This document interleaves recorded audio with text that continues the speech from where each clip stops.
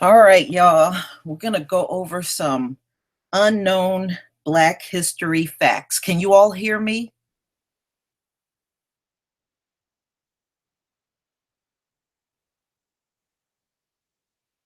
Can y'all all hear me, family?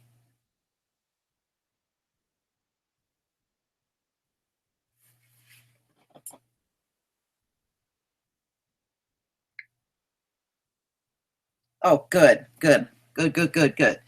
All right, we're going to get started. And these things that I'm about to show you are unknown Black history facts. Some of you might have heard it, but for instance, did you know all of Beverly Hills, the entire territory, was owned by a Black woman?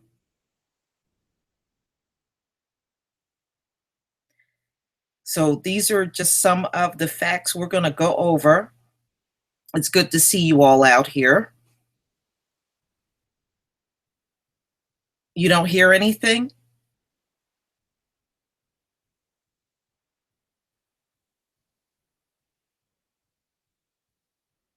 Okay. All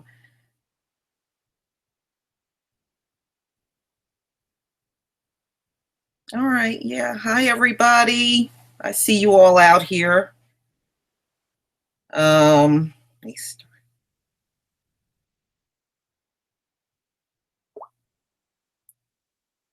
Wow, so good to see you all here. Hi, Dario. We got Black Spot representing tonight. Okay. So we're going to go over just some unknown Black history. Some of you might have heard it, and some might not have. But nevertheless, it's our history, and it's good history, by the way. So we're going to go over the Black women in the old Wild West. And believe it or not, we were part of the Wild West when it was going on out in California. In fact, right after slavery, a lot of people came north, but many of the slaves went west because there was a lot of work out in the West. So, so there were a lot of people migrating in that direction. Our people had a lot of land, especially many of the Black women had obtained land. And all of Beverly Hills was actually owned by a Black woman. Go figure. But most of us are not living in Beverly Hills, but it was definitely at one point in time owned by a Black woman, the entire thing. So I'm going to go over some videos and then, just kind of talk and give commentary in between. All right. Hopefully you can see my screen. Can you see my screen? I hope so, because I am sharing it. This is a sample of my PowerPoint lecture on Black women of the Old West. African American women appear in few textbooks and few Hollywood or TV movies of the Old West, but they were likely to turn up anywhere in American frontier life.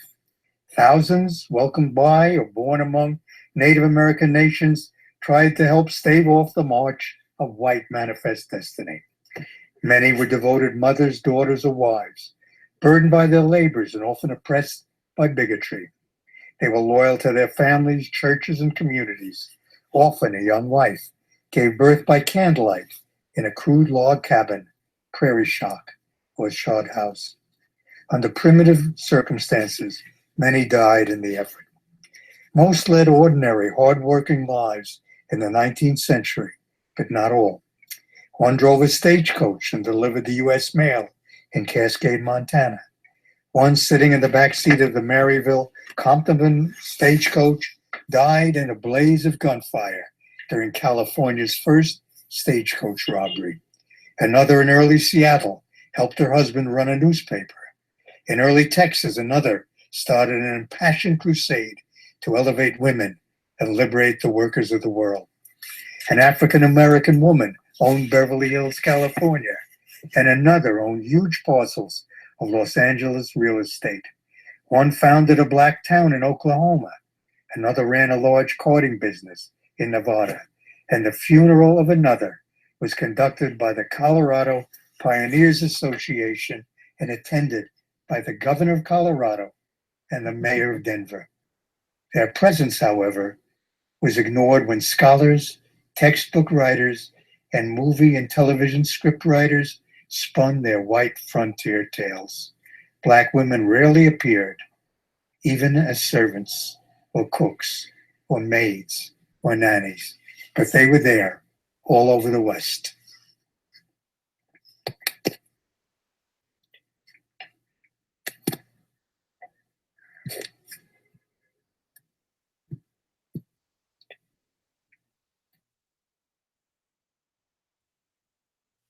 Okay, so Black women owned parts of Los Angeles as well as Beverly Hills and actually started towns.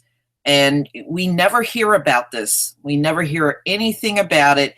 And not to mention the fact that so much land was stolen from Black people all over this country that the descendants never got back. We talk about buying land. Technically, a lot of these Caucasians are sitting on land that was owned by our ancestors.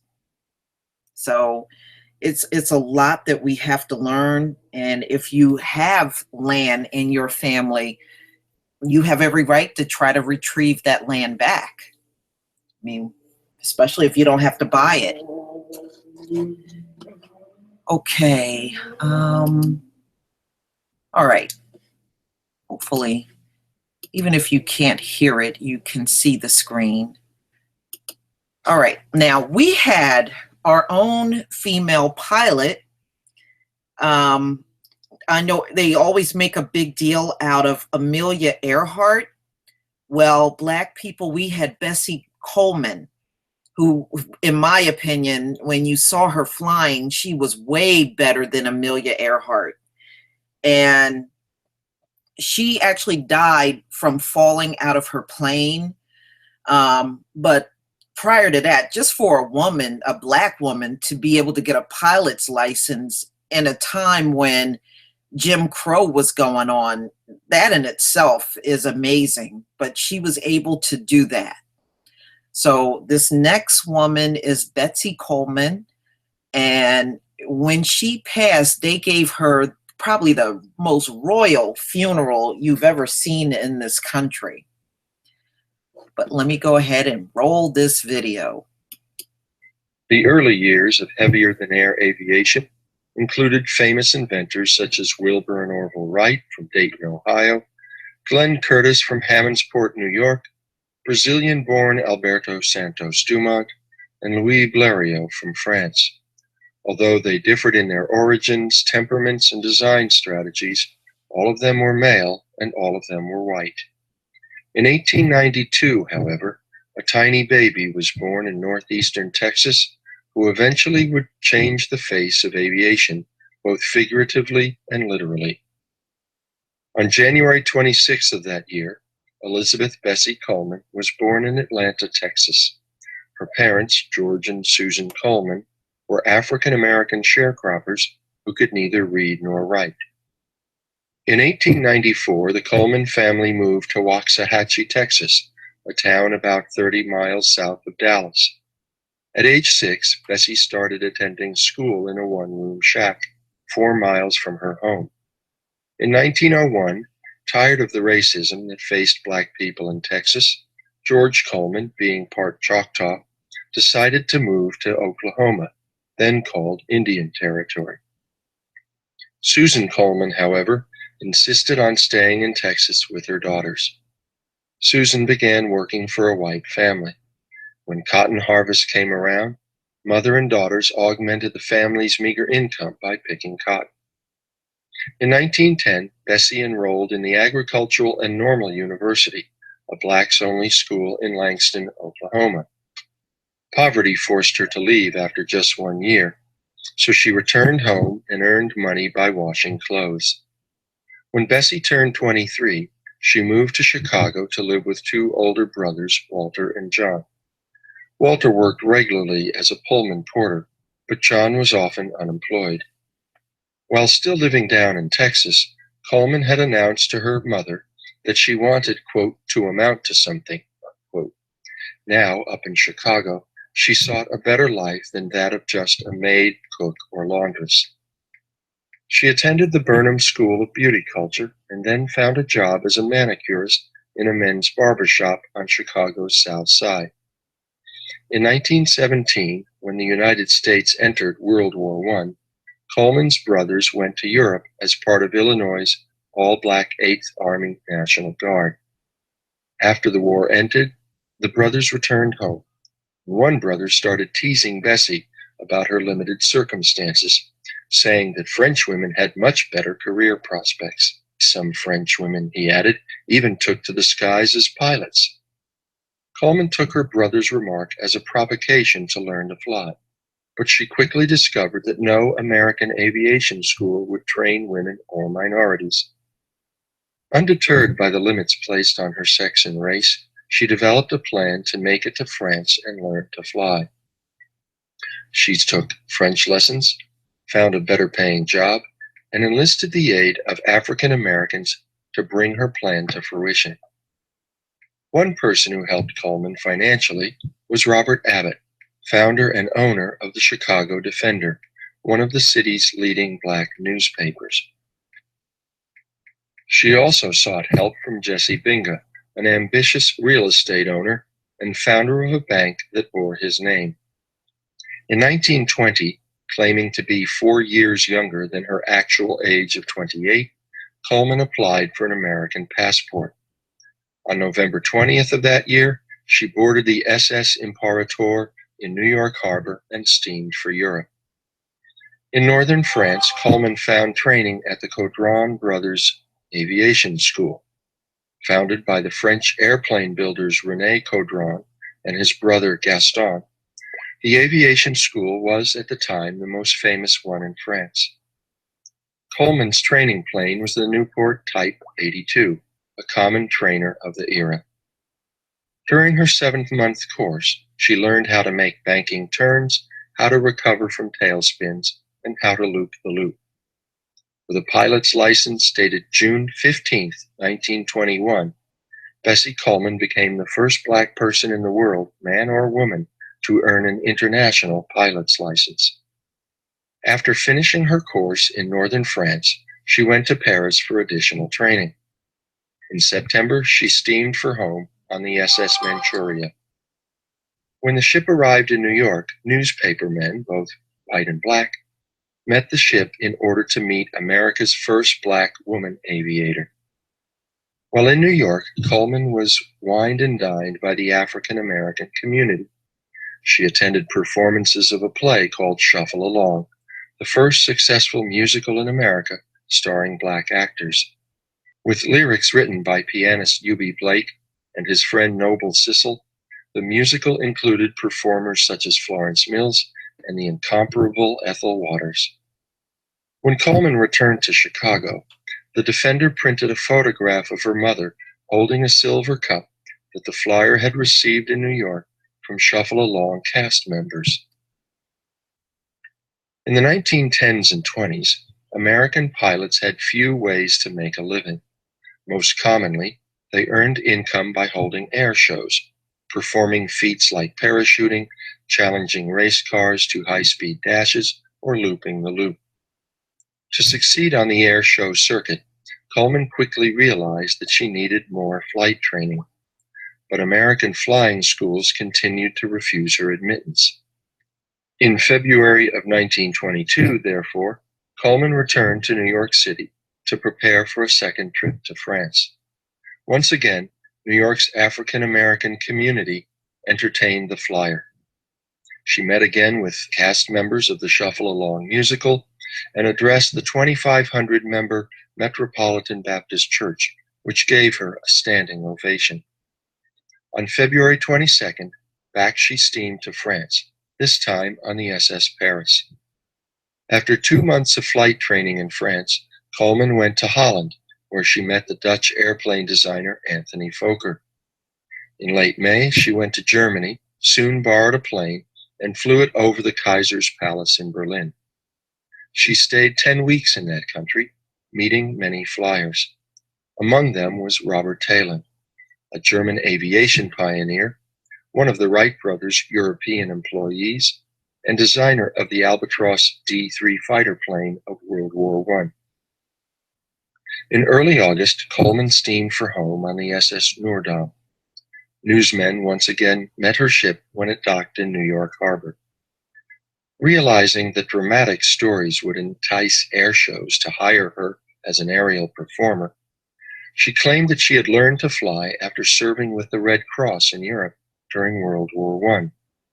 She also claimed to have met German royalty and politicians, and that she had flown a large German seaplane.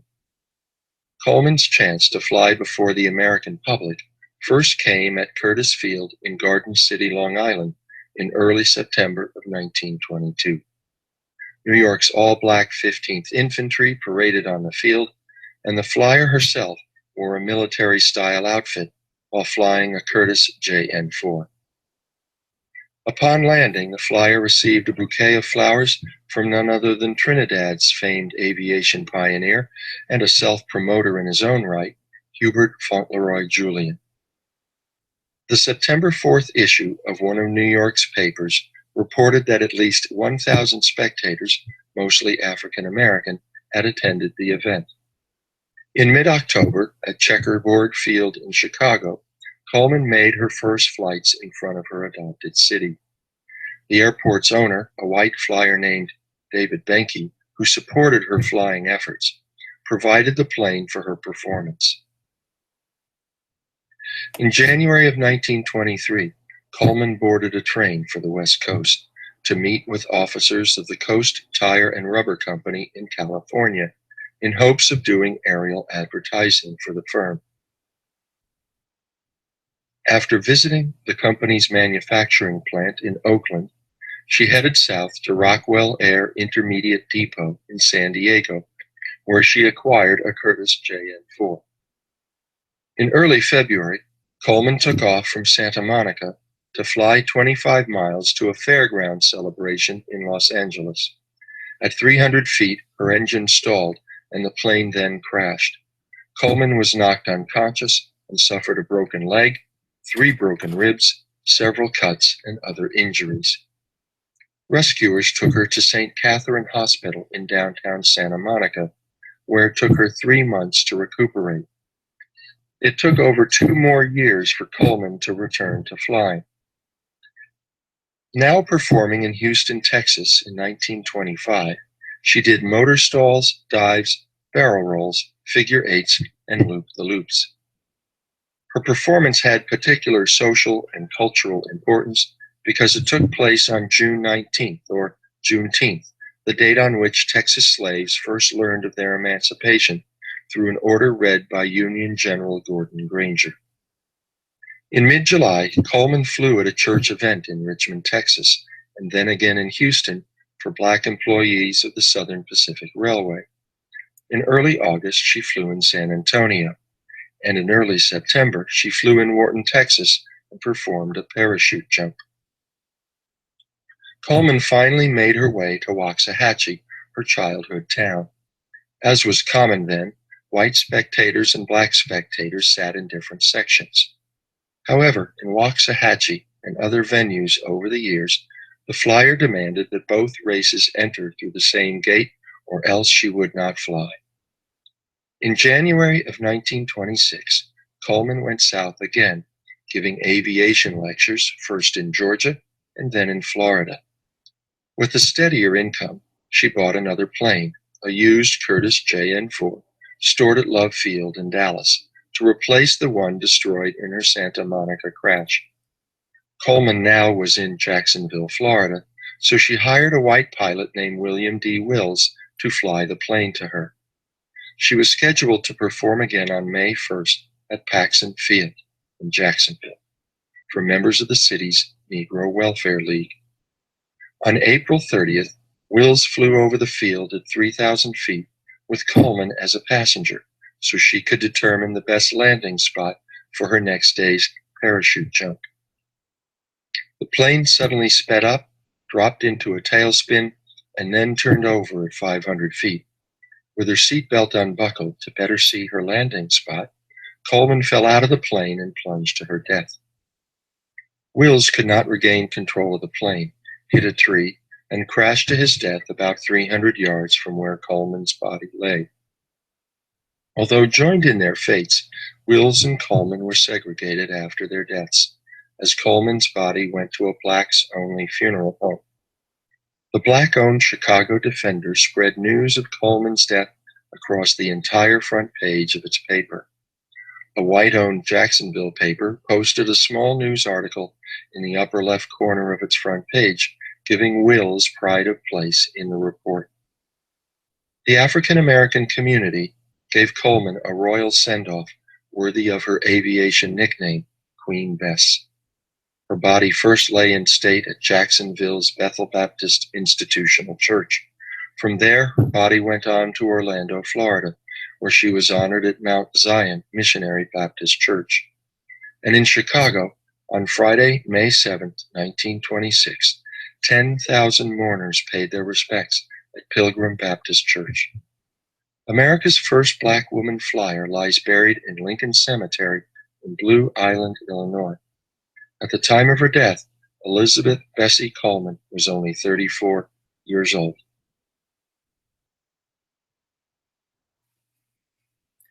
And they're right. I was able to get a still shot of her funeral. They said thousands and thousands of people showed up at her funeral, and it was very formal. It was like a funeral you would have seen for somebody that was royal during those times. So she was definitely looked upon as somebody special in our community.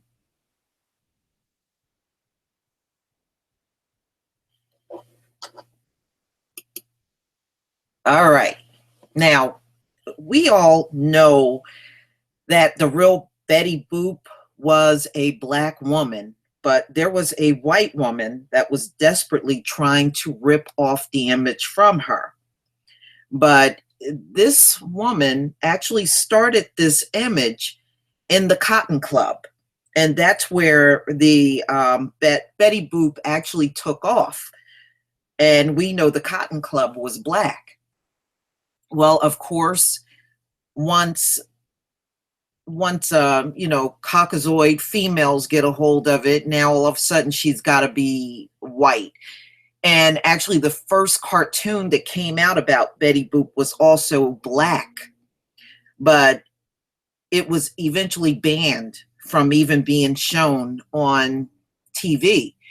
So they turned the image from a black woman to a white woman in the cartoon. So are we shocked? No. Hell no, we're not shocked. But let me go ahead and roll this video for you.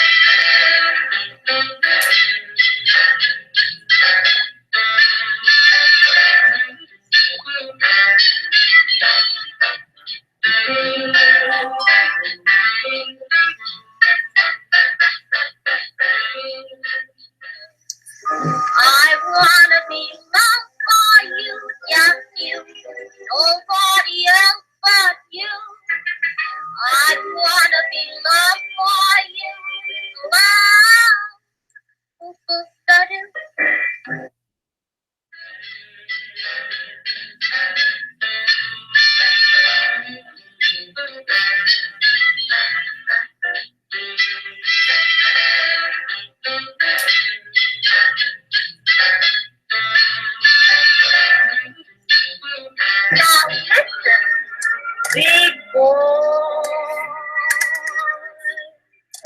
I wanna be loved by you, just you, nobody else but you.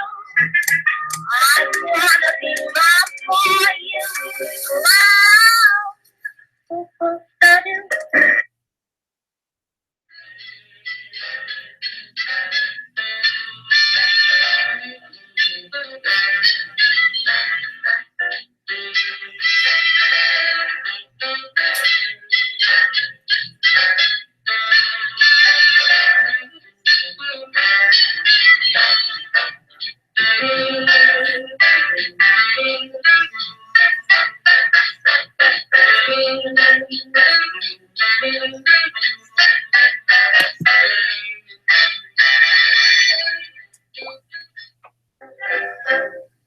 Oh, at last I succeed, so I can tell you that your funny disposition almost drives me wild. I know that you could be so nice, but you treat me just as though I was wrong. I'll ask you for a kiss. You give me just one kiss, but I want another kiss. Oh, don't be like that. And when I want a kiss, and I think they're all set, you play so hard to get.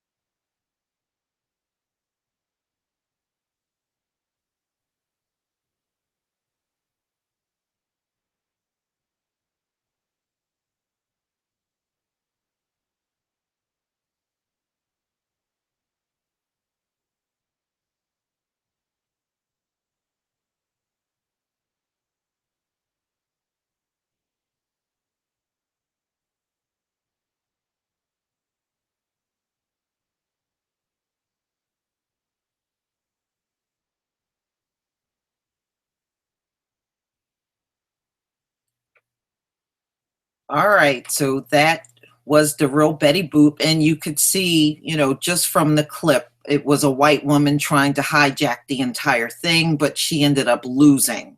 So, I mean, it's amazing of how much of our history has been stolen and hijacked, or there's people you just never heard before in your life.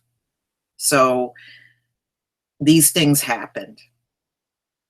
But it's up to us to remember our people and what our real legacy is in America, because apparently they're not going to teach you this type of stuff in school. So we have to remember it on our own. We have to learn it and then pass it on to our children. So what else do I want to cover with you? Now, we keep seeing in movie after movie after movie white men that are cowboys. We see this all the time, cowboys and Indians, and all the Westerns, the cowboys riding horseback were white men. But the original cowboys in America were all black. Black men were the real cowboys.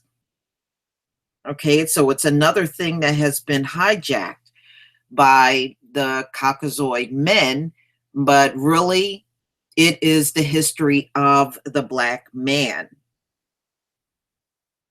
Yeah, we definitely are the originators of everything. That is so true. All right, so this is on the PBS.org site.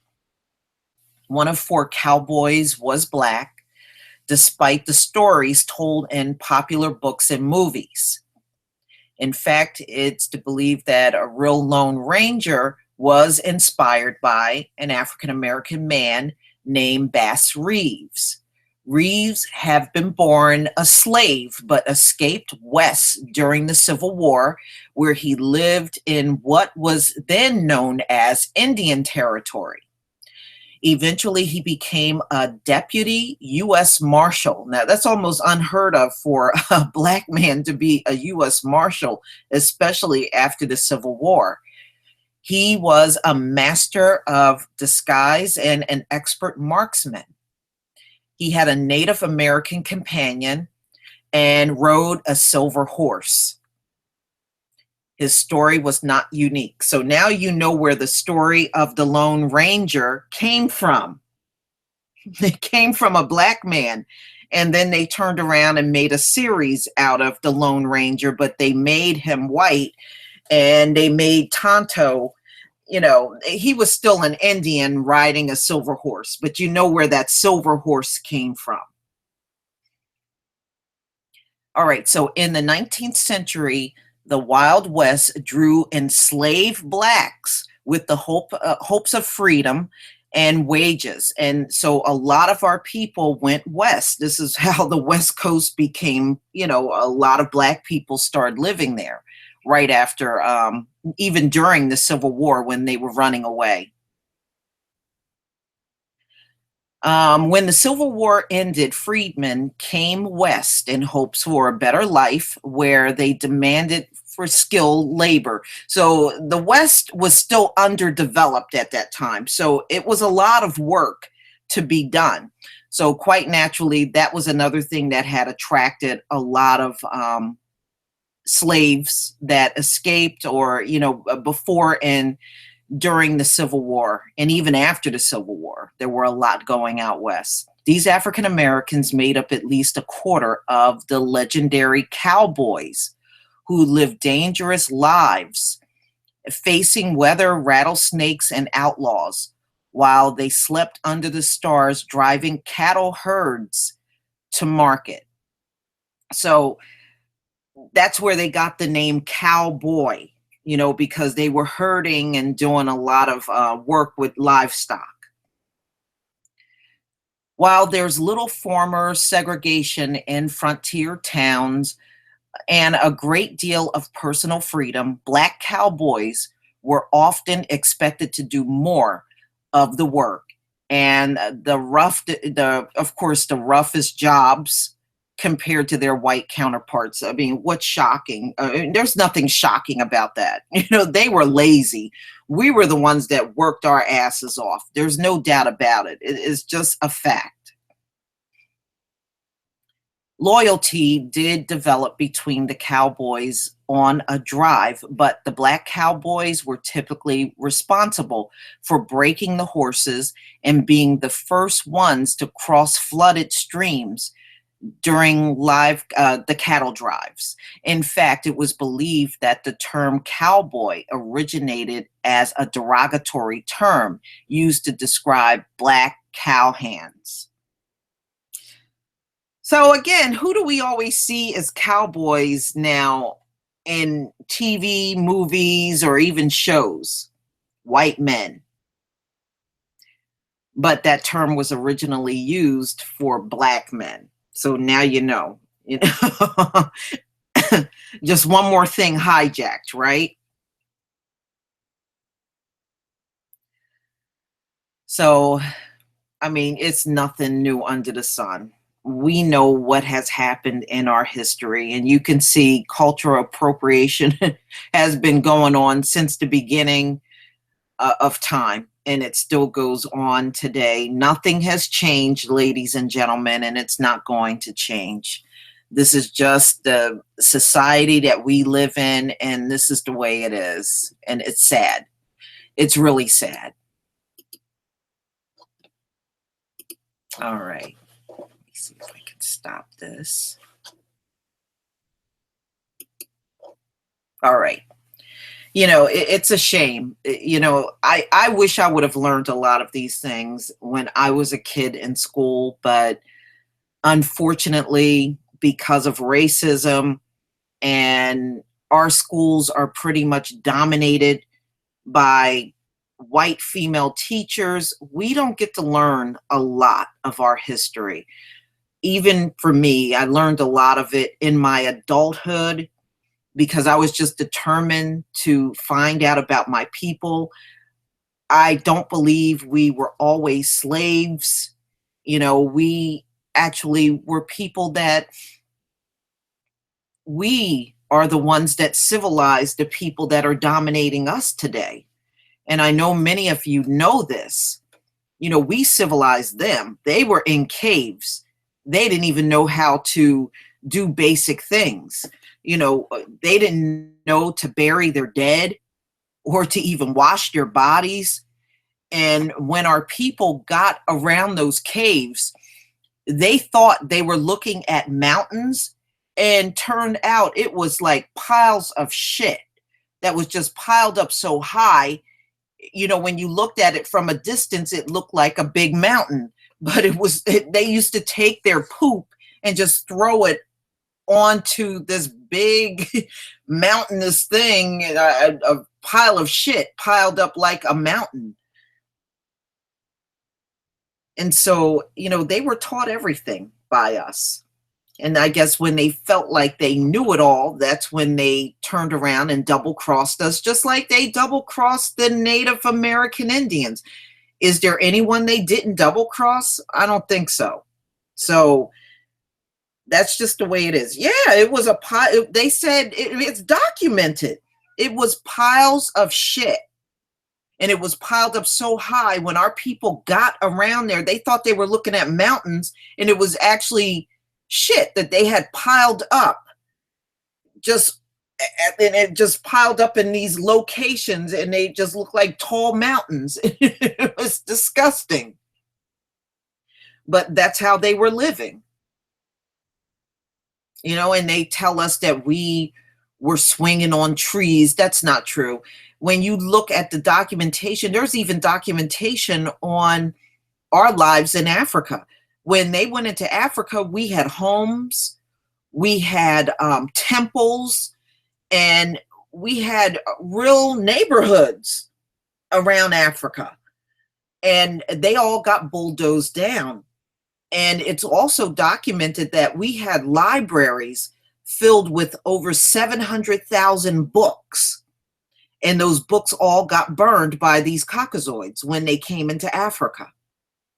So, no, we actually had a very civilized existence in Africa.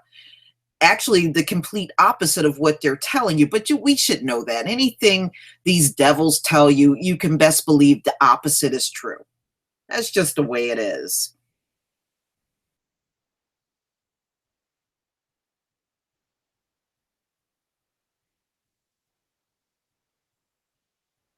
Yeah, I believe that. Mud wrestling come from when they were rolling around in piles of shit. You know what? Somehow I believe that.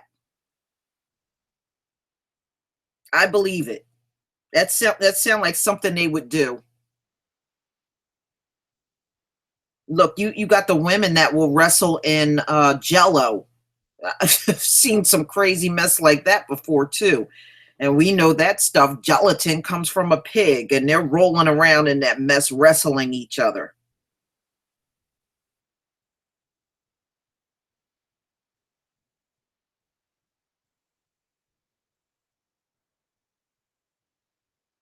It's funny when those animals are flinging the shit at them, though. I love that.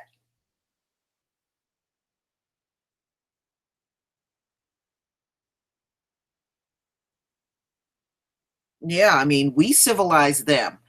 But if you listen to them, they done flipped every story around and made us believe they came and civilized us. We didn't need these people to save us. We were doing just fine in Africa. We didn't need them for anything. So when they sit around telling you, oh, you should be glad we brought you here, you had a terrible life in Africa, they're lying to you. They're lying to you. Believe me, their existence up in those caves were far worse than our conditions in Africa. Remember, we were the Israelites. And not only that, this is why the Hamites were fighting us so much in Africa, because they were so jealous of the way we were living. We were living so much better than they were.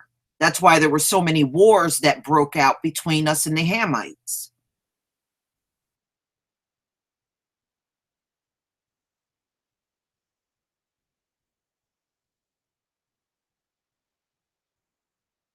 Oh, yeah, the monkey throw. Yeah, I like that one. And I also like the one where the elephant was throwing poop at them too.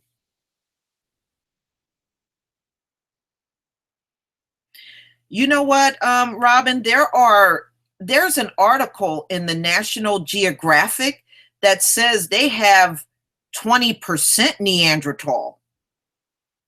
And that's on the internet. Maybe I'll do a video on that. But it's saying that they actually have 20% Neanderthal.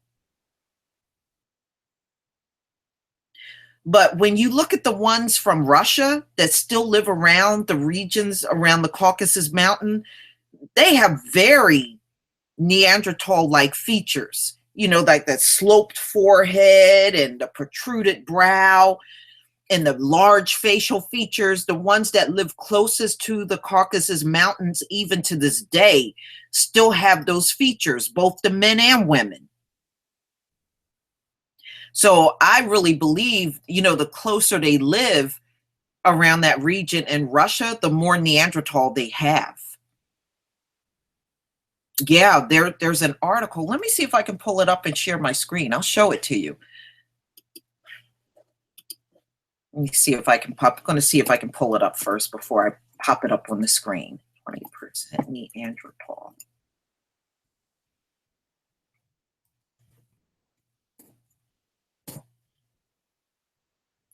Find it. Yeah, right here. Let me see. Let me go ahead and share my screen so you can see this.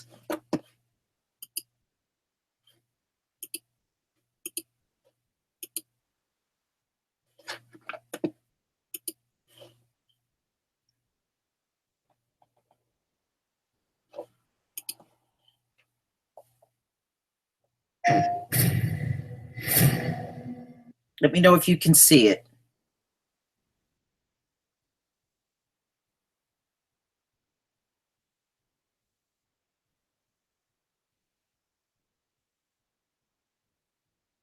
See it? See it on the screen right there?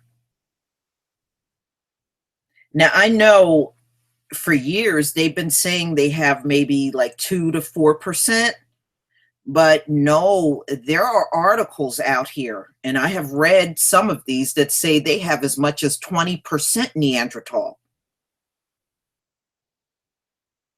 To be honest with you, I know it has to be more because their behavior is very inhuman.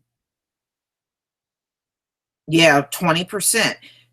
Just look at their overall behavior. They love blood. They love killing. They are the one people on this earth that will cheer death. Okay? I think that's sick. And you gotta understand that can't be no human being. They'll go out in the street and cheer death. Or they'll watch somebody get tortured and stand there and cheer, just like when our forefathers were lynched. These people cheer death. That's sick.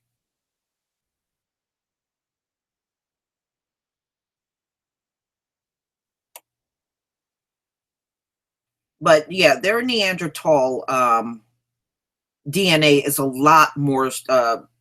It's a lot bigger than 2 to 9%, or I heard most of them are 2 to 4%. No, it's much more than that.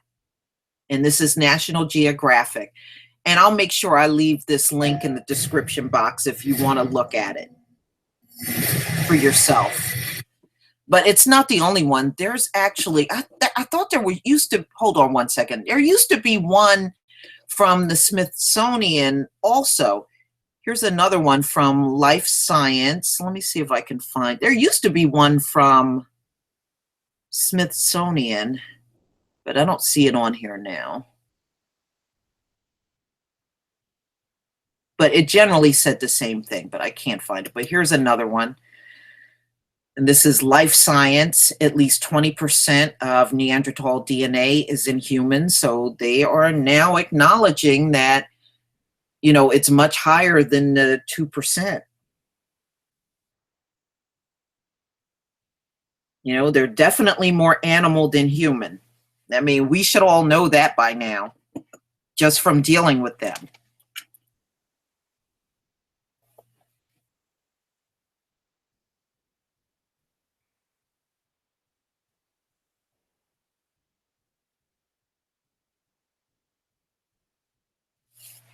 Yeah, but they're not all mixed. This is why you see so many of the Russians that still got those features.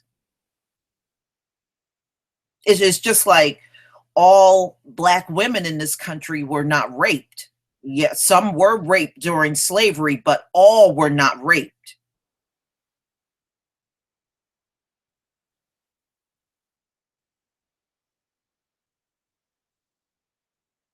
Yeah, you know, but you know, it makes me laugh because they keep trying to insist that we look like monkeys, but our features are so different from monkeys. You know, it's just them talking a bunch of shit. We got woolly hair. Monkeys got straight hair like them. All right. We have full lips. Monkeys got little slits, you know, just like them. They don't have hardly no lips. You know, and they got big ears like the monkey. And you shave a monkey, the monkey looks more like them than us.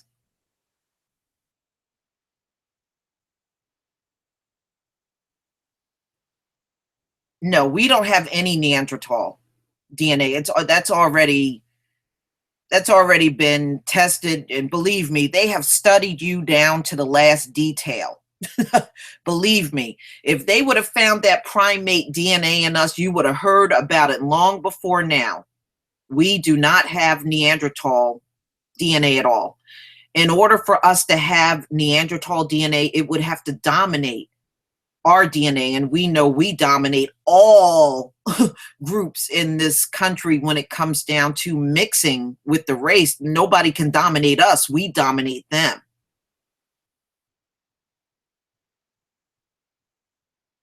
Right. Anybody that's non-black is a hybrid, and that's a fact. Anybody that's not a black person in this world, then their ass is a hybrid.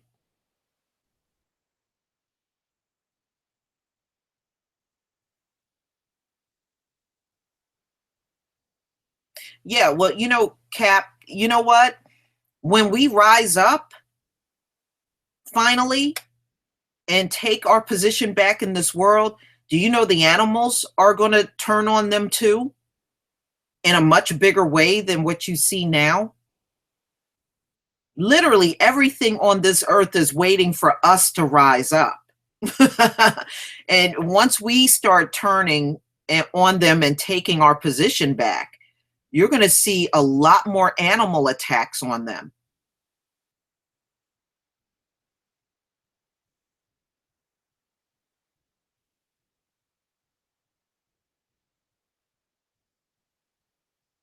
Right, because the Most High has woolly hair. So he made us in his image. So all of the features that we have are the same features that he has. We are in his image. So no, there's nobody on this planet. We are very unique people. You know, they can't even really achieve it through a plastic surgeon, but they try to. But it's really a very bad knockoff of what we really are.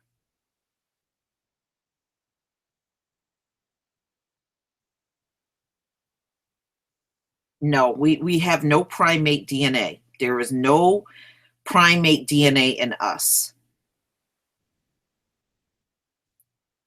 It's just not there. And like I said, if it was really there, do you think they would not let you know that it was really there? The only thing they can come back and say is you look like a monkey, and we really don't. When you put us, just look at a picture of a melanated guy with an afro and put him next to a monkey. He doesn't look anything like that monkey. But if you put a white man and put him side by side with a monkey, he looks more like that monkey than we do.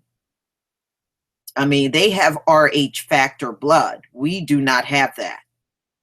And that's Reese's monkey blood.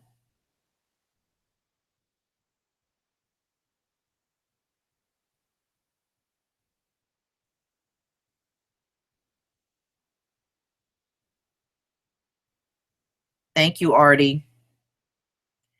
But see, what I'm saying is they have flipped everything on themselves and try to pin it on us. You know, I mean, look, when my mother had told me when she was growing up in the South, they had a rumor, the whites had a rumor that blacks had tails. And I was like, are you kidding me? Now, there are no black babies born with tails. There are just none. And whenever a baby crops up with a tail, it's one of their babies. It's not one of ours. So I don't know what they're talking about when they try to imply that we had tails. You know, it's like everything about themselves, they tried to turn it on us.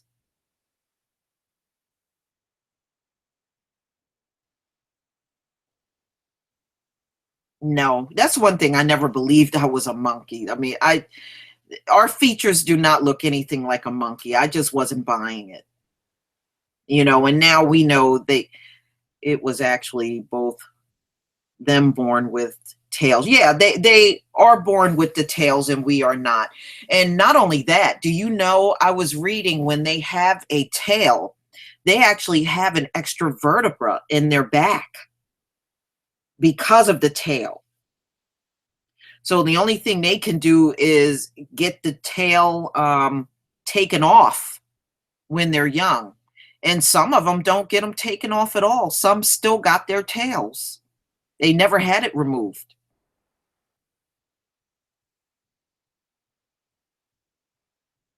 Yeah, I mean, all the non-blacks are, because the Asian babies are also born with tails, and so are a lot of the babies from India. Now, the ones in India, those are the creepy ones. Those babies be born with 6 legs and 10 arms. It's just crazy. But we have the least birth defects. Our babies have the least birth defects.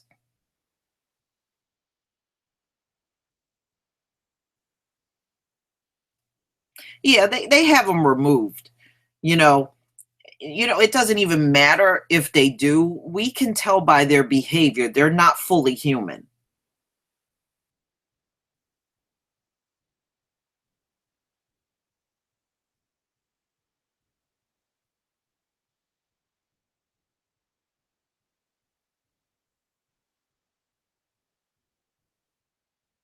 Yeah, they try to stamp anything negative about themselves on us.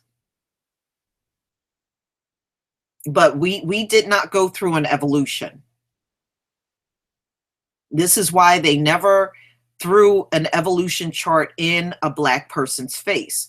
The only evolution chart that exists are the ones they created showing that they came from a monkey. Now, we did not put that out about them. They put that out about themselves. Actually, their tail looked like a monkey tail. If you look at the tail on a rhesus monkey and look at a tail on a white baby, they are virtually the same.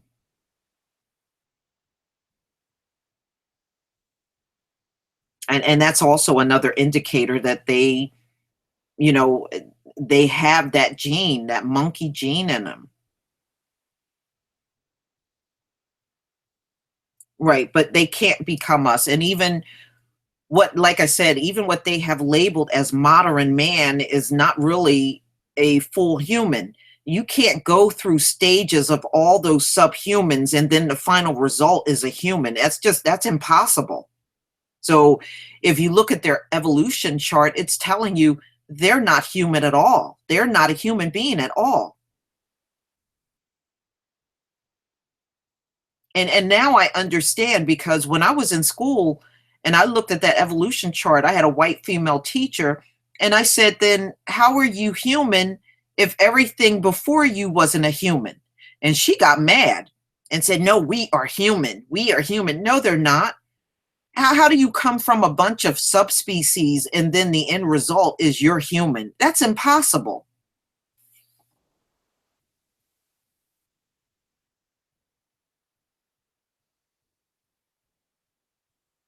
That's why they climb trees so well.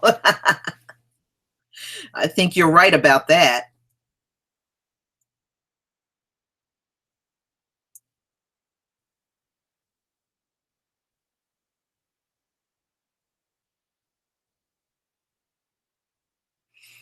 You know, I used to say that too. When I said, when our people found them in the caves, it's a shame they didn't seal them in those caves, which they would have.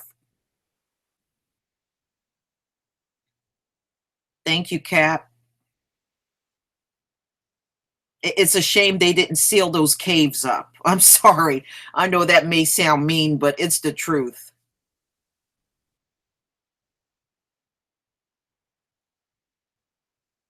You can't civilize them. They're still not civilized. They're still very uncivilized.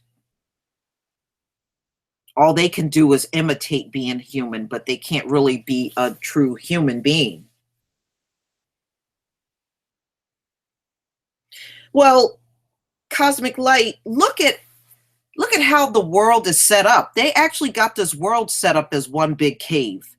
When you go into the city, it's hardly no grass anywhere. There's all them stone buildings and them skyscrapers. They literally made the entire world into a cave.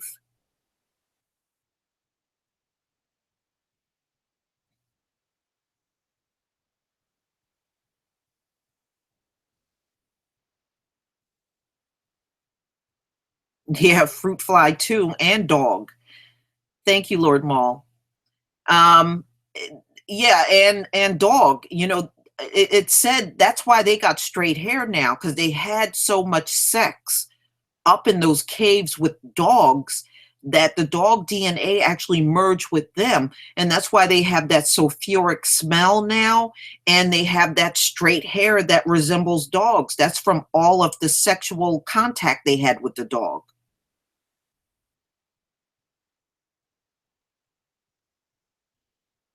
Yeah. You know what? When I wake up, like, if I wake up like around 5 a.m., I actually see the planes up in the sky putting the chemtrails up there. I mean, if you got to wake up really early here where I am in New Jersey. If you wake up extra early, you will actually see them. You can literally look up and see them putting the chemtrails in the sky. Yeah. You know, everything merges with your DNA. Even, you heard the term, you are what you eat. That's because when you eat pork, it actually merges with your DNA. Pork does something to your body that no other food does. And this is why they tell us don't eat it. Because technically, when you read the Bible, it's not even food when you eat that thing. You're not even eating actual food.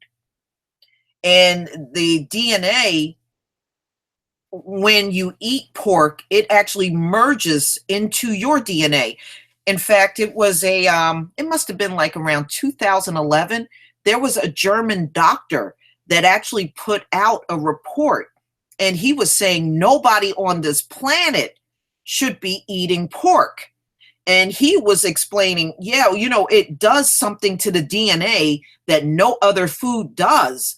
And he said, as far as he's concerned, and this was a German man, he said, nobody on the planet should be eating pig, period.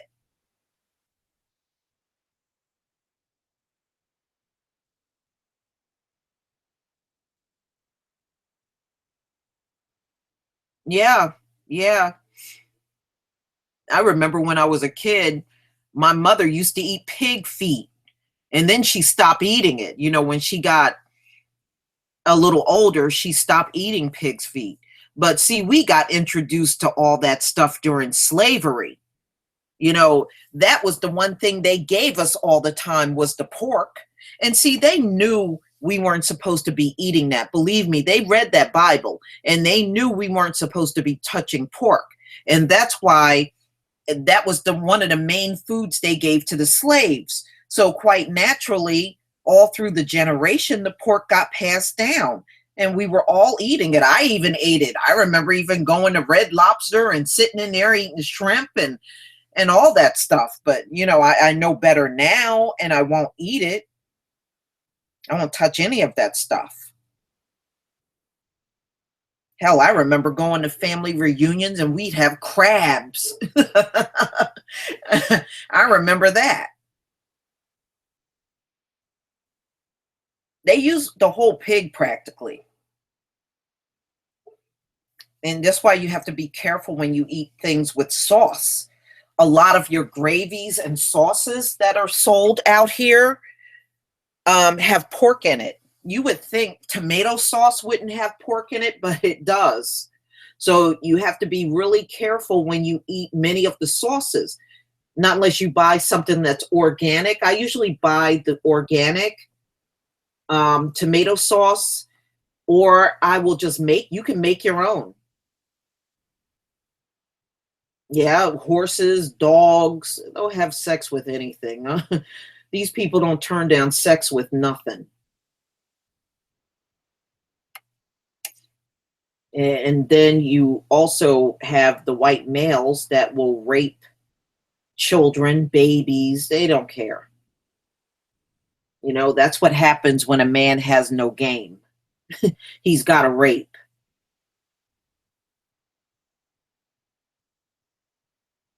That's one thing black men always had going for themselves. Even back during slavery, those white women were sneaking and sleeping with the slaves, even back then. And you can read some of the articles from the black papers. They'll even tell you you don't have to rape no white women. They'll come and willingly lay down with you. And that was the truth. What they will. And then you can find papers in the 1800s saying that, how willing white women were to lay down with a black man. Get out of here. You ain't got to rape their asses. Now, hi, Maurice. No, yeah, I heard about the Morgellons disease that the white women get, and they're the only ones that seem to be getting it. It's just them. That's crazy, isn't it? Isn't that where the fibers look like it's growing out of their skin?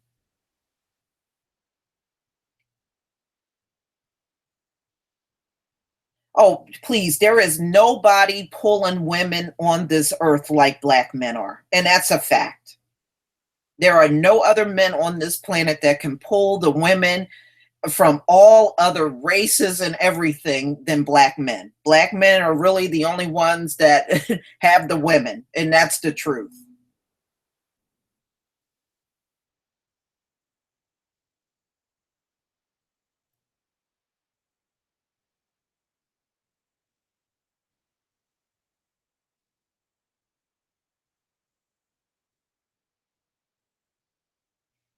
Yeah, yeah, I believe that. I believe that sex is more available today.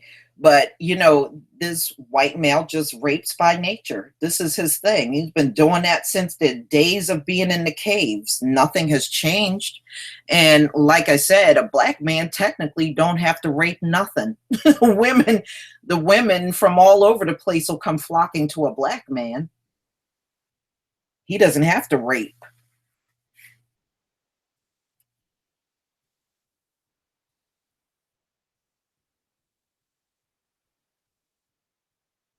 Yeah, see, the white dudes are like Donald Trump. They're old, they're ugly, but they got money. So, yeah, the women will flock to them, and they think they're good-looking guys because they got the women flocking to them over their money, and they're really not good-looking men at all. They're like Donald Trump. They're real ugly and out of shape and really have nothing going for them other than their money.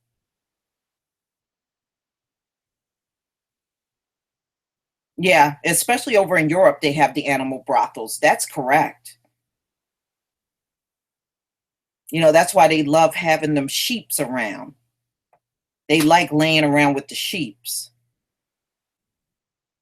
But don't worry. America's going to get around to legalizing bestiality, and they're going to also allow people to marry animals because in Europe there are some places where you can marry an animal, which is outrageous, but that's what it's coming down to here in America. And what they do is they keep their people out of jail by legalizing certain things that even if it's sick.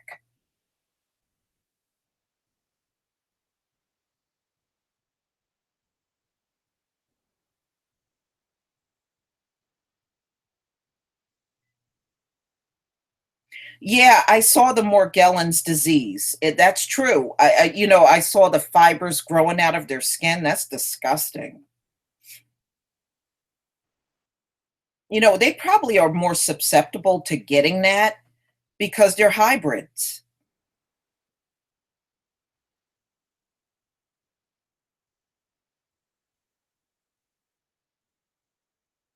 Well, I was reading a lot of white males, the reason why they can't reproduce, many of the white males have low sperm counts.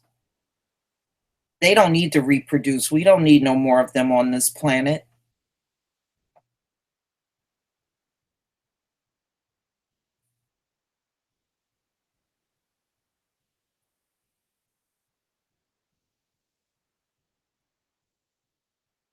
Yeah, well, they have bestiality. I think, isn't bestiality legal in Canada? I read some article a while ago. I believe it is.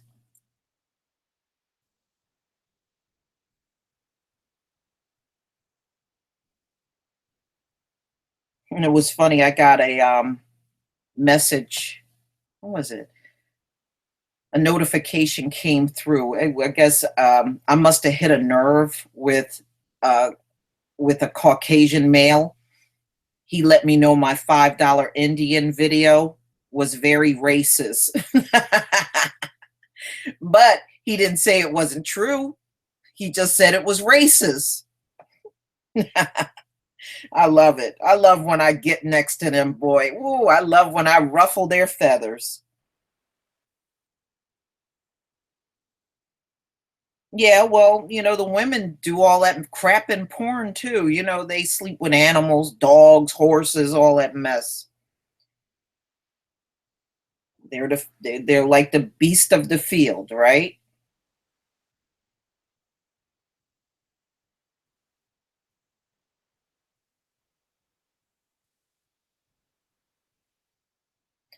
I think in a sense they always had a problem reproducing. Um, and it's just not shocking to me that they can't reproduce.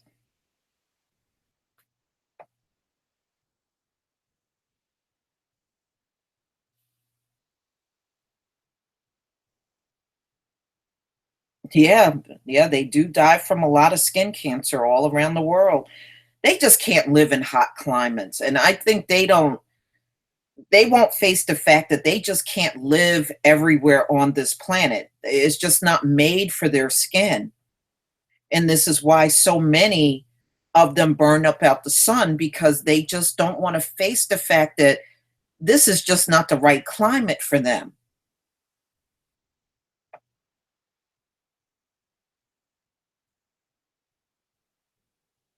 They want to live everywhere on the earth, but the conditions on the earth are just not safe enough for them to be there. But they want to slather on that sunscreen that does not work and still try to live in a hot climate. I was reading the skin cancer rate is extremely high in is one of the highest in the world in Israel because they don't belong in that region. They don't come from there. I don't mean to be smart, but yeah, they really need to go back into those caves, especially if they want to keep their skin from getting second degree burns. I mean, I'm not trying to be funny, but they are clearly out of their element. And the sun is letting you know they are not in the right climate for their skin. They really need one of those dark, damp environments, um, where it's cool most of the year and it doesn't get a lot of sun. A place where, it's kind of more dreary and cloudy and yeah, like the caves, right?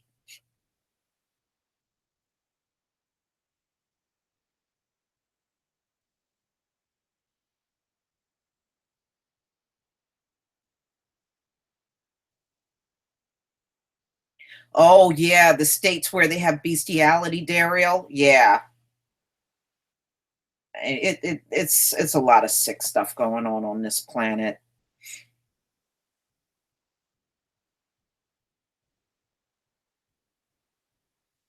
No, I don't look to them to be rational.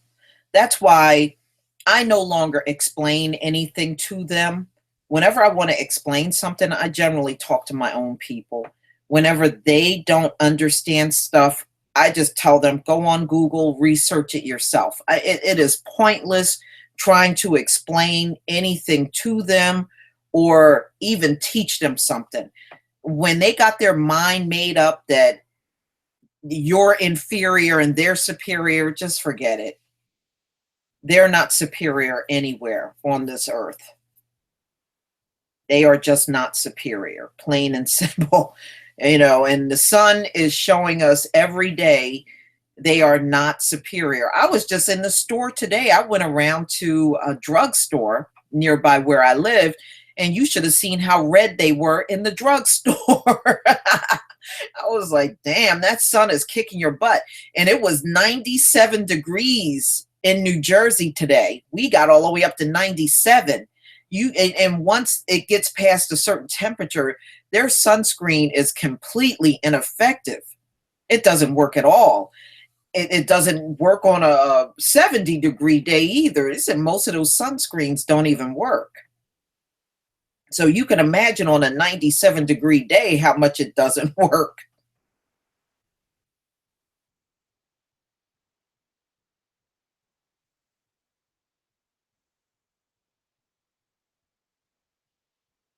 No, we don't have to explain anything to them. I agree with that. I don't. It's not up to me to educate them. So I don't try to. I did back in the day when I didn't know any better, but now that I know better, I don't even waste my time explaining anything to them.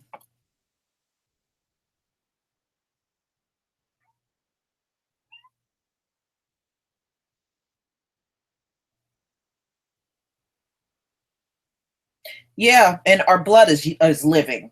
You know, this is why in the Bible, when the Most High talks about our blood, like a man's semen, should never be on the floor because being that we are the children of the Most High, the male semen is viewed as precious. It should never be on the floor. And men that did that, they ended up getting punished and even put to death. That's how serious it was. And again, our blood is not supposed to spill and just drop off because blood is living. It's living. So, those things are viewed as precious if it comes from us.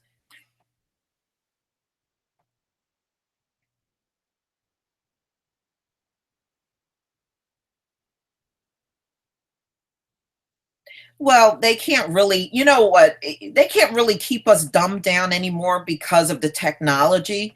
Now, I know people call it demon technology, but we can still use it to learn. We don't have to use it for any evil purpose.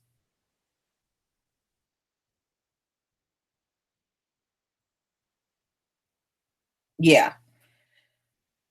Technically, they can't keep you from learning. They can't keep you from learning. And plus, I don't take any more history from them. Whenever they want to get into talking about history, I just pretty much cut them off because all you're going to get is a boatload of lies. I don't want to hear it.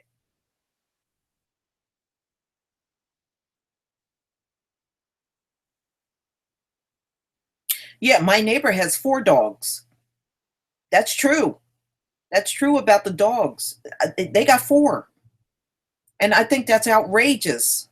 In my township, technically, you only are allowed to have 2, but they always have more than 2. Or they'll have like 2 dogs and a cat, or a few cats and a dog.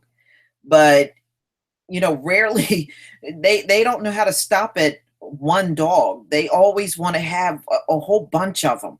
And I remember I worked with one woman on my job, and she had 5 dogs. I was like, "Why do you need 5 dogs?" "Oh, my husband and I, we love labs." And it never dawned on me, even growing up, when I would see them with a lot of dogs, that they were having sex with those dogs. That's why they had so many. It never dawned on me until I started learning more and more about their bestiality with their animals.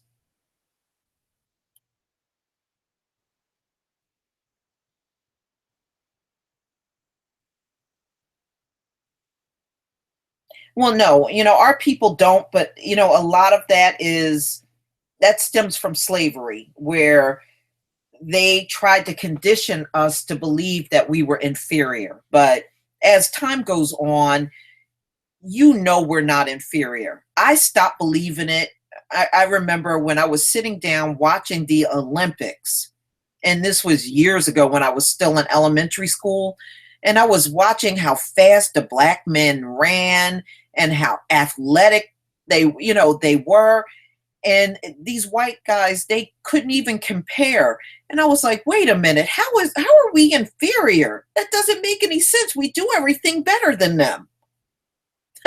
So I stopped believing it at an early age. I was not believing, and I really wasn't believing it when I heard it, and I didn't know any better. It just didn't sound right. And now that I see the ability of the men and women, you are never going to convince me that we're inferior. Never.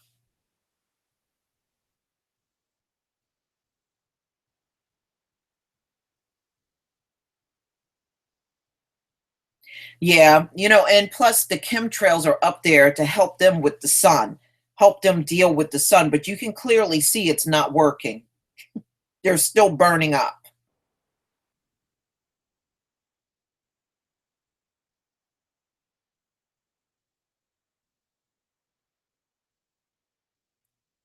Yeah. In fact, there was an Asian woman that had some type of orgy at her home with a bunch of dogs. It was people and a bunch of dogs. And she had some kind of orgy going on with the dogs at her house. And it was an Asian woman.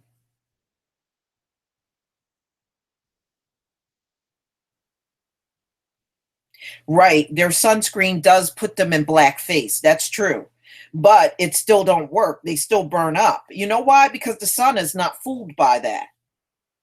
This is why even with the sunscreen on, they still burn up.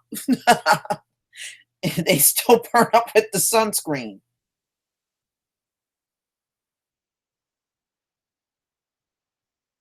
The only thing I don't like is, they have a bunch of dogs. The only thing I don't like is if I'm talking to somebody on the phone, a lot of times people will go, "You got a dog?" And I'm like, "No, that's my neighbors." A lot of times people will hear the dog barking and they think it's me. They think it's my dog. And no, I mean, I got a cat. I don't have a dog anymore. My dog died about a year ago.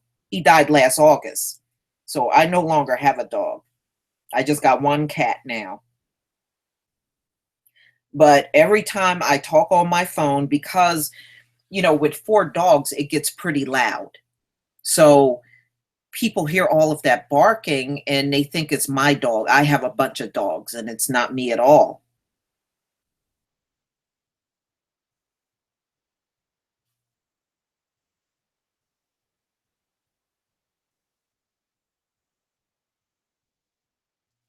Well, that's why they're mankind. They're kind of like a man. They're um just really they're just imitating a man, but they're really not one. Only real men on the planet are black men. Everybody else are a bunch of hybrids.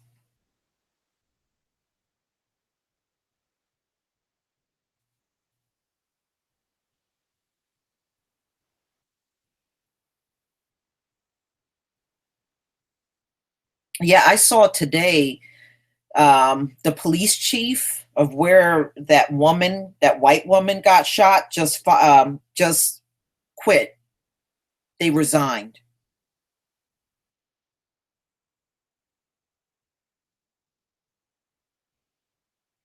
I don't know, but yeah, they got four. They got four. I think that's crazy.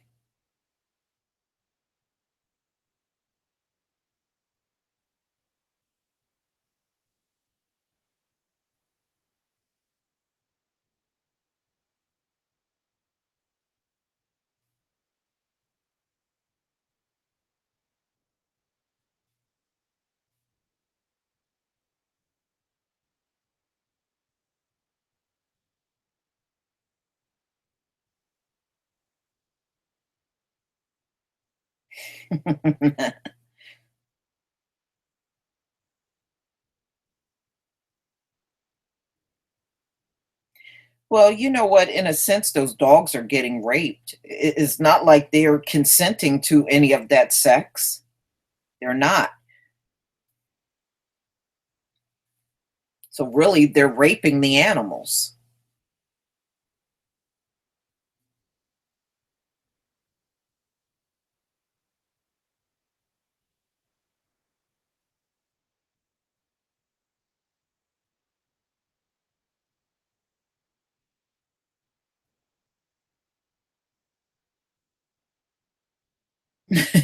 No, no, we're definitely not fooled by them. And I just can't believe there's still people, even among us, that still think they can trust them. I just don't get it. I guess I'm just so far removed from believing anything they say, but unfortunately, the coons still believe they can trust these folks, and you just can't.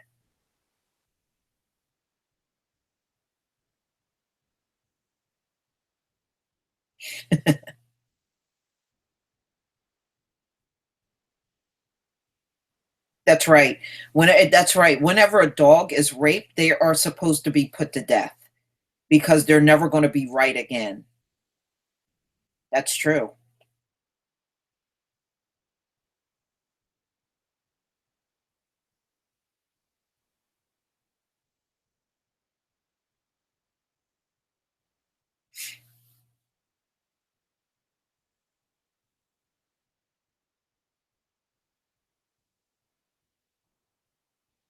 Yeah, they have to tie the dogs up, and they usually will um,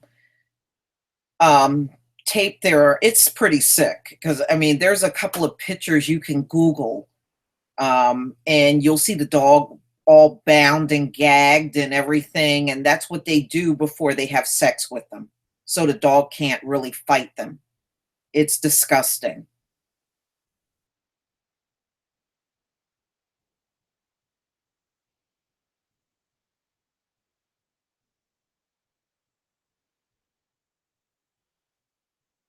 I guess they just can't help themselves.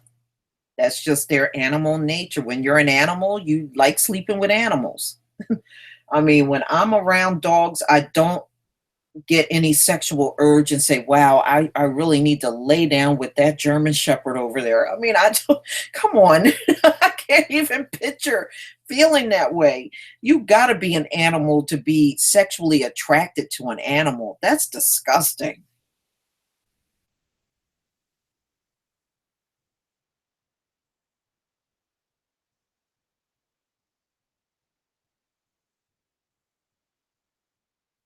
Yeah, I saw that stuff about they have sex with their cars. I'm like, how the hell do you have sex with a car? These people are disgusting.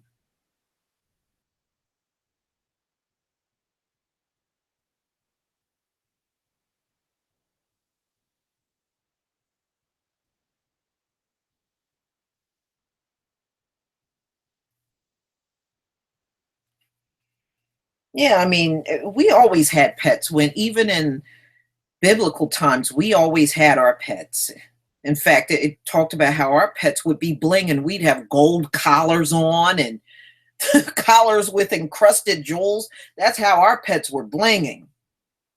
But we certainly weren't, our ancestors were not sleeping with no damn dog.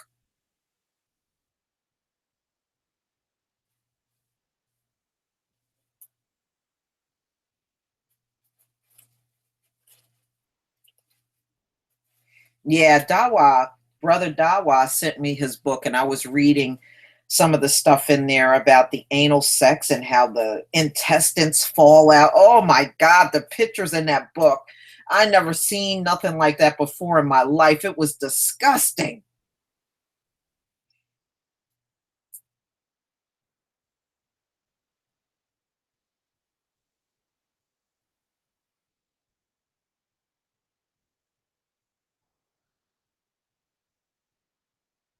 Yeah, I don't like hearing about anything getting raped, and I don't think it's right to rape kids, adults, animals, especially if somebody is not consenting. You just don't do that kind of stuff. Yeah, that's what it was. Cosmic light. Yeah. And that was disgusting. And he, in his book, um, the definition of a broke ass, it's in there. He goes over all of that and he has the pictures and oh man. Woo! I ain't never seen no pictures like that before in my life. That is so sick.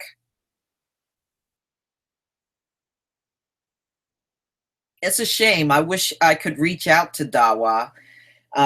He actually approached me to come on his radio show and do an interview. But, now that he's off of YouTube, I don't have any way of contacting him. Not unless he happens to come back on to my video and then, and I can talk to him then.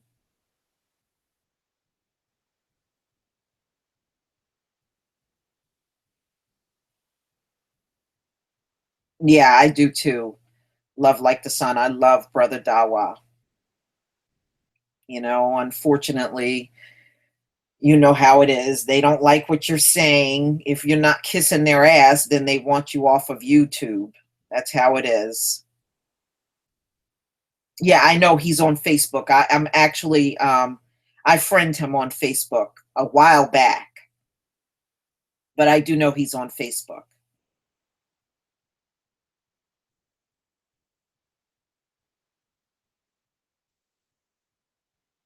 Oh my God, how do you have sex with a snake? Oh,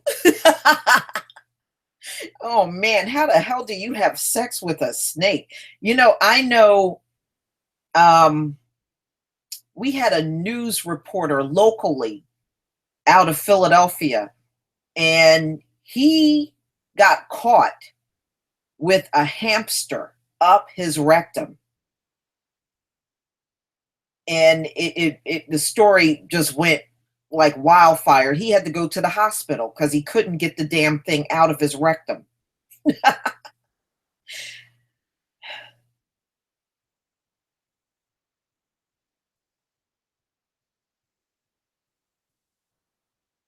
Yeah, yeah, they do. They have to put a lot of animals to sleep because of overbreeding that takes place.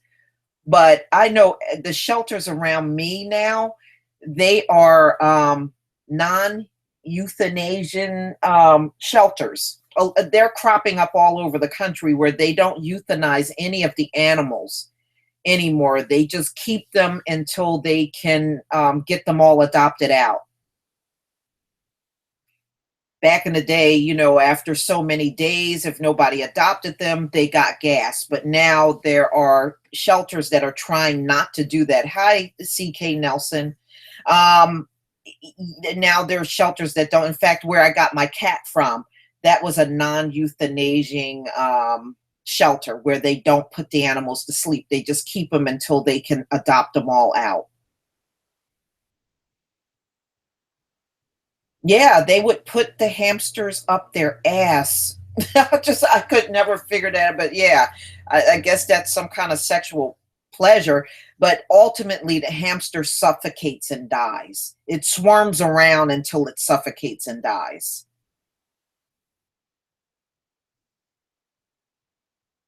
Yeah, the gerbil, and they use hamsters, gerbils, and all that crazy mess to put up their behinds.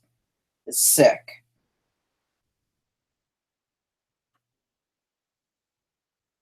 But you know what? I read an article, ladies and gentlemen, 80% of white women, 80% of white women have slept with a dog. 80%. So that means a lot of these guys that are swirling out here got a woman that has been with a dog.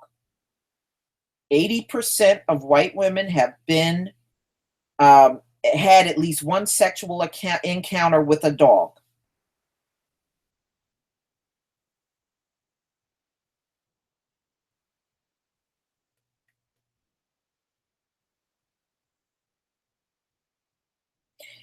You know what? In our world, it will be a death sentence. It's just we're just in the land of the devils right now. So things that they do, they just try to dismiss it, and it's not a crime. Yeah, 80% of white women have had sex with dogs. 80%. So that means all of these guys out here that are swirling got a woman that has already laid down with a dog. No, you know what? If I come across that article, I will pull it up and do a video on it. In fact, I'll look for it um, tomorrow, and if I come across it, I will do a video on it. But yeah, 80% of them have laid down and had sex with dogs.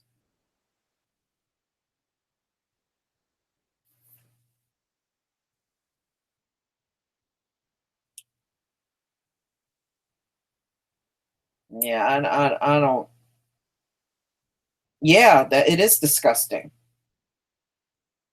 but they are the most desired women, you know. But that's only because they keep pushing themselves in the media. If you left everybody to make their own choice, nobody would be choosing them. And even they know it. That's why they got to keep brainwashing you with their media.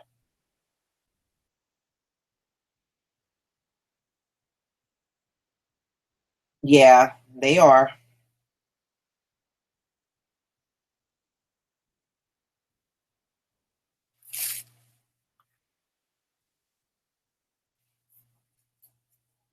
Yeah, a lot of them have had laid down with animals. You know, this is why they are the main people that love having pets, especially dogs.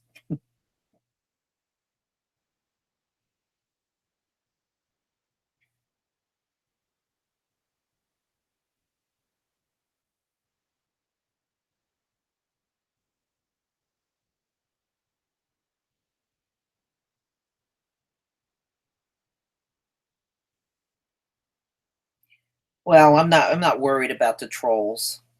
You know, like I said, when they come on to my videos and leave leave their message, it's always the same thing. You're racist, you're racist, but they never tell me that I'm lying. Not once have they ever wrote, this is all lies.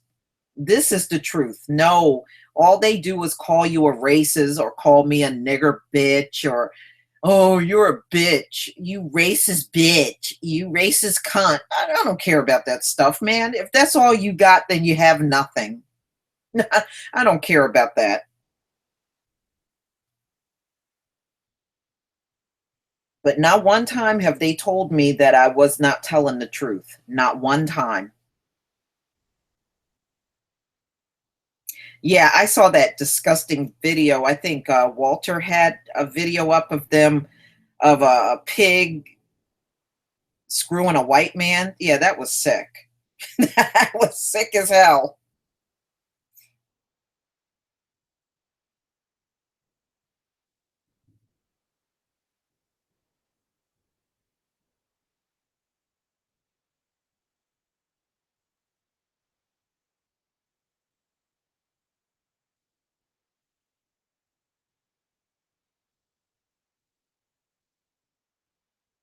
You know what? Me, I'm like this. I know what you mean though, and you don't want anybody to touch the white person. And I understand that, believe me.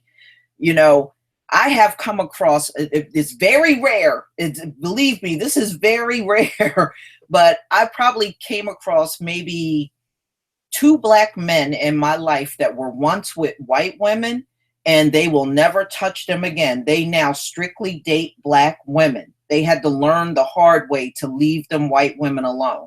Now, there are some that might have dated a few in the past, but they won't touch them now. I think they had to learn and see for themselves that that you're still dating. You may be with a white woman, but her ass is still white supremacist. She is still a white supremacist, even with your black behind dating her.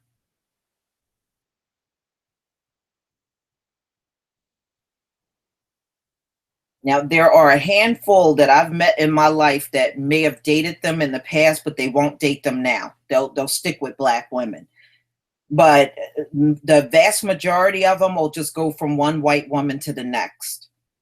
And they'll just keep going from one to the next. And some black women are like that too. They'll just go from one white man to the next, you know, and they won't come back to black men at all.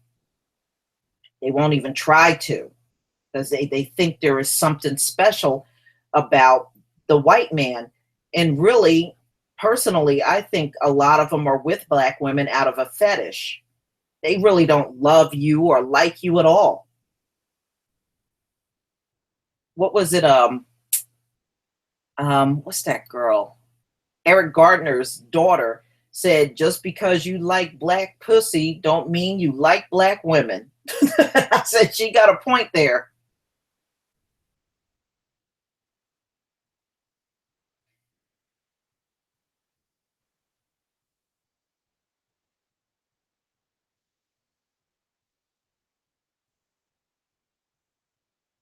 Yeah, I'm just not attracted to them.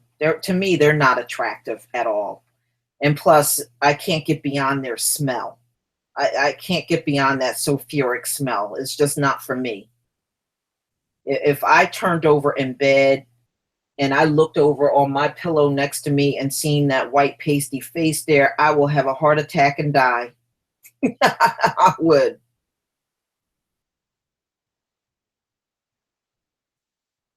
No, I think, yeah, yeah. White men, I really believe the only reason why they're with black women is just out of a fetish. I really do. It's a sexual fetish.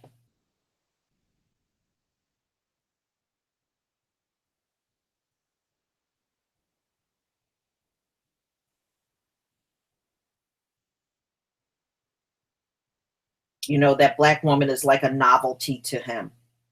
It's like a novelty. It's really not love.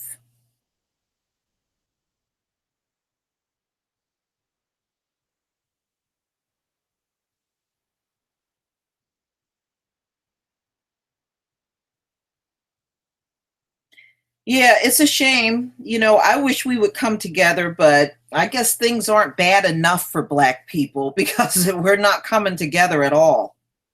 Not like we should. I think some of us have long been ready to walk away from this whole society, but unfortunately, there are some of our people think they have to cling to it. There's something about these devils that they got to cling on to, and I just don't get it at this point. We've seen so many atrocities from them. How could you still believe that you need to be with these people, be around them or anything?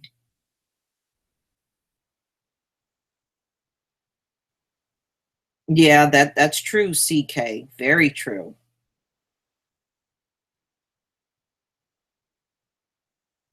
Well, first of all, I can't get with them because we have nothing to do with each other. Really, we have nothing in common with them.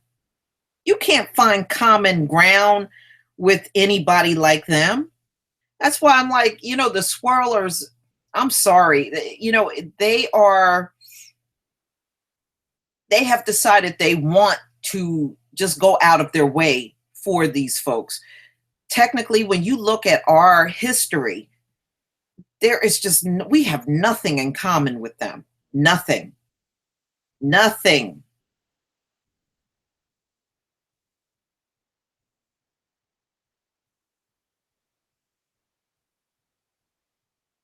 Yeah, it's real. Their pale skin is so ugly. And one day I was in the store and I was standing behind this bald white man, and I could see the veins all in his scalp. It's ugh, that's just disgusting. See all these blue veins all on his head. Like, I don't get it. I just don't get what the attraction is. Yeah, because many of them, if you look up close to some of them, you can literally see their veins in their arms, in their legs, in their head. Ugh, I'm sorry. I just can't. I can't be looking at that every day.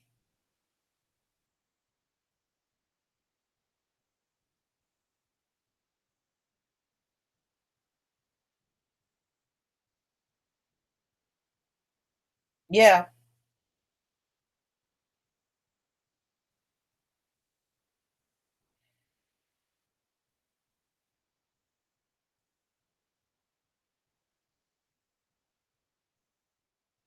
you know what? You know what, Kay? You're right. They do look like, especially when they get old. When they get old and wrinkly, that's when they really don't look human at all. They do look like reptiles. You're right about that.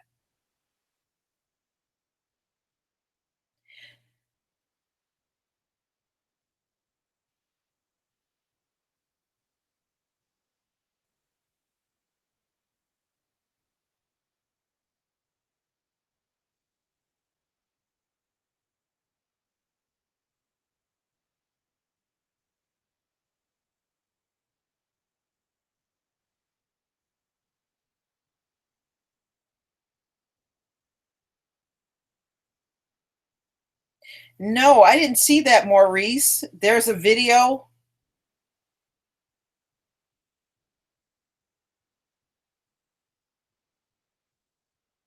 No, I saw the one from the UK where the cop was choking, and I actually posted that one. I had one.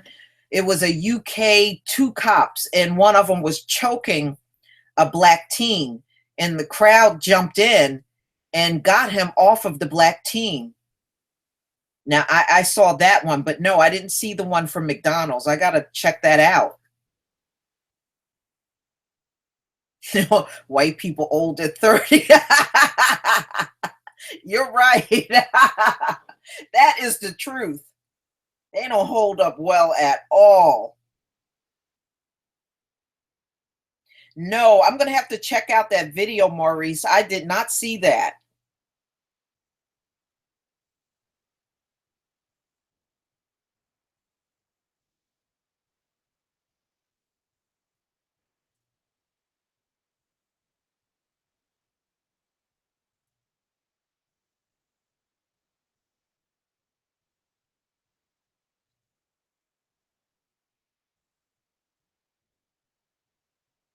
Yeah, well, you know what, Artie, we can't worry about the coons. We just can't. You know, we're going to have to face the fact when we finally get to the point where we separate, we just can't be worried about the coons. The coons will, they will perish right along with the enemy. There's nothing we can do about that.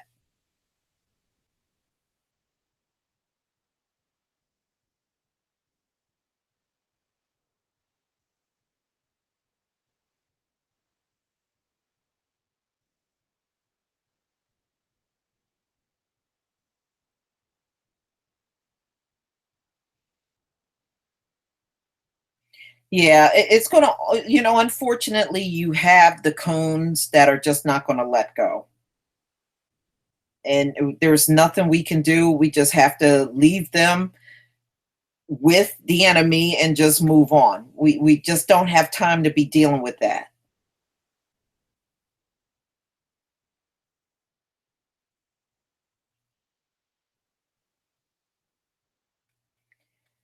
William James, somehow I believe a lot of caucasoids will get rid of the coons. I really do. I think when they decide to go with them, a lot of them are going to lose their lives trying to find, some type of salvation around the enemy. They're going to ultimately get killed.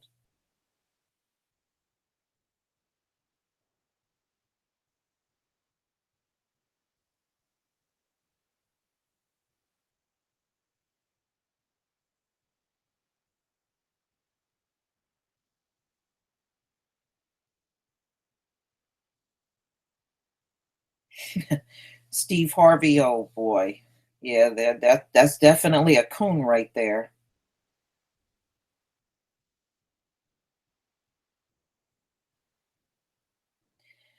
Yeah, unfortunately, the coons they'll be the ones selling you out. And you got to be careful, even during the time when you separate, not to let the coons come around you just to get information and run back to the enemy, because they will do that stuff, trying to please massa.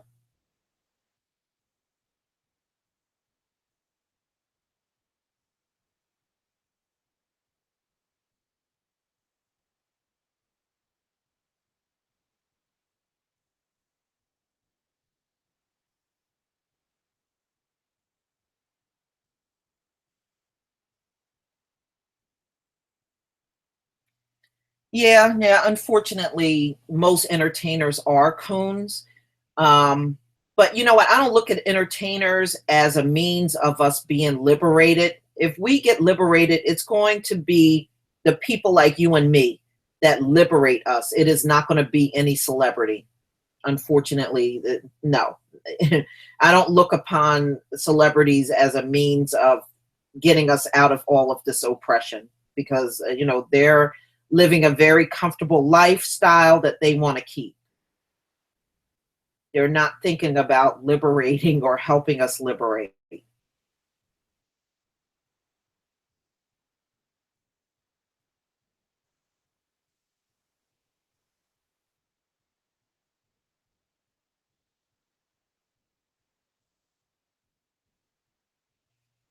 Yeah, the coons are going to die with the enemy. I really think many of them are going to die at the hand of the enemy. I really do. They're going to betray their own people and ultimately end up dead by the people that they're running to, the enemy.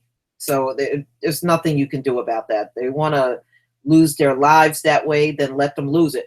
But look in the news at how many swirlers, men and women, are now dying at the hands of their own lovers. There was a black woman that got killed by, I think it was her husband, her white husband killed her butt. That was in the news probably like a week or so ago. And there were a couple of black women that got killed by some white men that they were messing around with.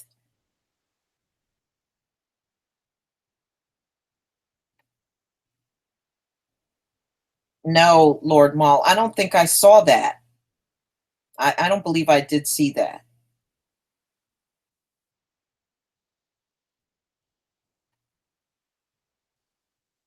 Yeah, I mean, there's a handful, but the vast majority of celebrities are just not, they're not there for us like that. They don't really support us like that. They don't want to lose their money and their way of life. So they're not going to put themselves out there like that.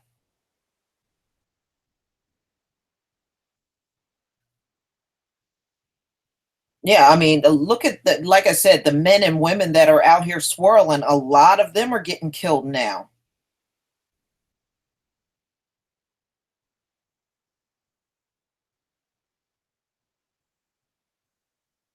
And well, I tell you what, Massa is killing a lot of them bed wenches. He's putting many of them to. I've seen quite a few stories just over the past year of black women getting killed by either white boyfriends or white husbands.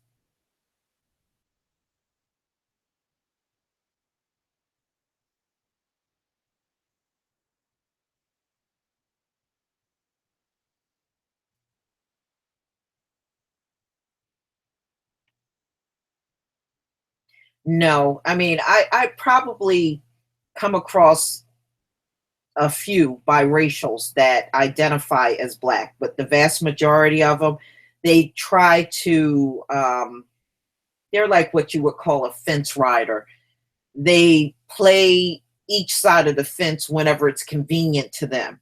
When it's convenient to be black, they're black. When it's convenient to be white, they're white. They're a fence rider. They don't step on one side and say, "Hey, this is what I am."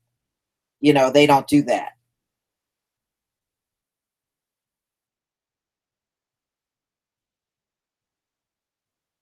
There's one biracial man that lives around me, but he's got a black wife and children. So he didn't go running off to white women.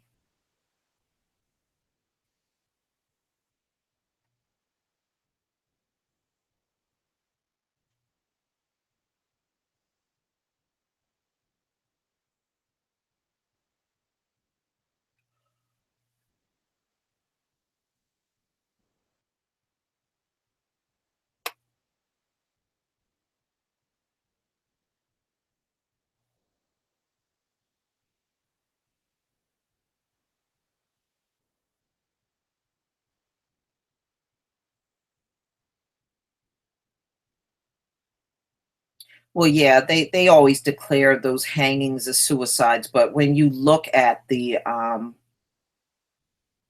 how high up they're in the tree and everything, they didn't hang themselves.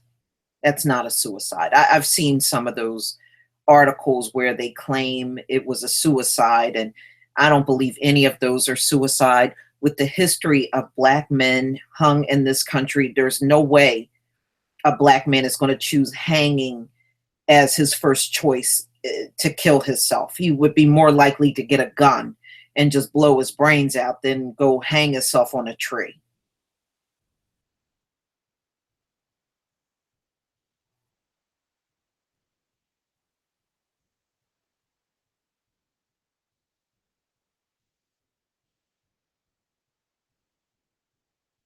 Yeah, yeah, there's quite a few black women that have been killed by white husbands or boyfriends. So no, that's why I said they don't.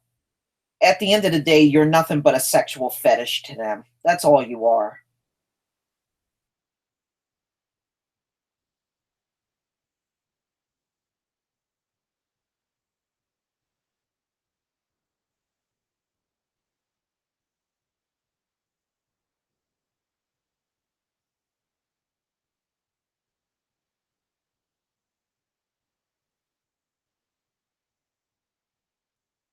Well, I mean, even in America, biracials really are not fully accepted by even the white community. They don't really want those biracials around them. But, you know, sometimes they will embrace them, where you have a few white men that will marry them. But for the most part, I know quite a few biracials that have been called niggers too. They call their butts a nigger in a minute.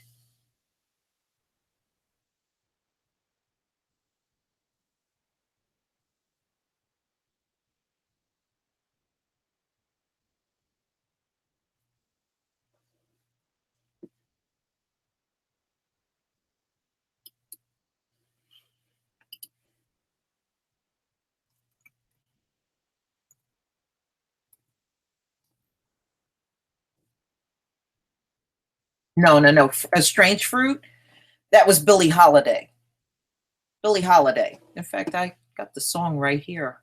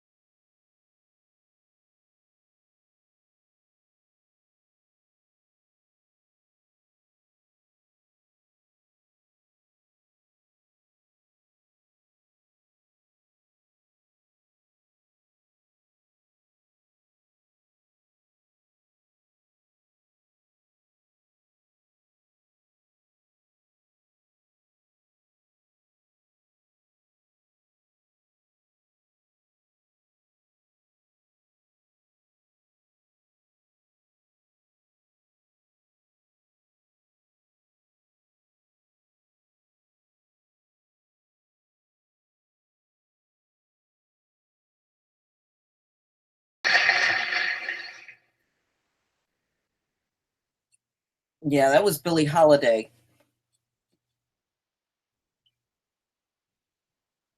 She was real popular.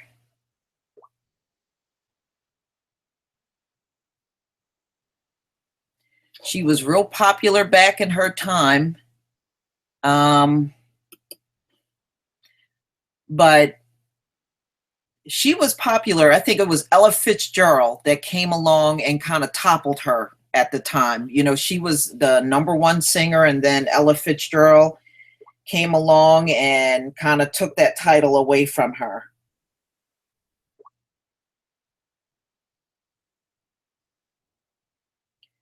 Oh, that was nice, though. But ladies and gentlemen, thank you for coming by. I'm going to end the live stream. We'll do this again. We'll definitely do this again. And maybe we'll focus on like sports history, especially the Black Major League Baseball. That's a real interesting history, and we can definitely go over that. But on that note, you guys have a wonderful evening, and thank you for coming to my live stream, and be on the lookout for my videos tomorrow. Peace, family.